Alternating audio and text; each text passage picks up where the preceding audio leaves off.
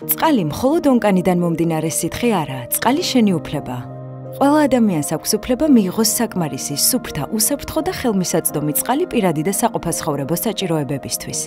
სუფთა წყალზე წვდომა შენი ფუნდამენტური უფლებაა, რომელიც აუცილებელია ღირსეული ცხოვრების, ადამიანის ჯანმრთელობისა და სხვა უფლებების რეალიზებისთვის. საშუალოდ ერთ ადამიანს დღეში 50,000 ლიტრამდე წყალი სჭირდება ძირითადი საჭიროებების დასაკმაყოფილებლად. როგორიცაა სასმელად გამოყენება, ტანსაცმლის გარეცხვა, საკვების მომზადება, პირადი და სახლის ჰიგიენა და სხვა. საერთაშორისო სტანდარტებით წყალი, რომელსაც მოიხმარ, უნდა იყოს ჯანმრთელობისთვის უსაფრთხო. სუფთა და მისაღები ფერის, სუნისა და გემოსი, ფიზიკურად და ფინანსურად ხელმისაწვდომი ყველასთვის სოციალური სტატუსის და სხვა ნებისმიერი ბარიერის მიუხედავად. იცოდე, საერთო სარგებლობის წყლის ონკანი უნდა იყოს შენ სახლთან ახლოს, არა უმეტეს 1000 მეტრის დაშორებით. წყლის მოტანას 30 წუთზე მეტი არ უნდა დასჭირდეს.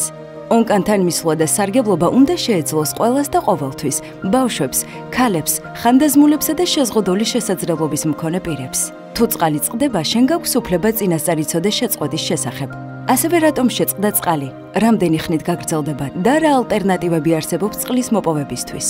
შენ გაქვს უფლება წყლის ხარისხის შესახებ ინფორმაცია შენთვის გასაგებ ენაზე მიიღო.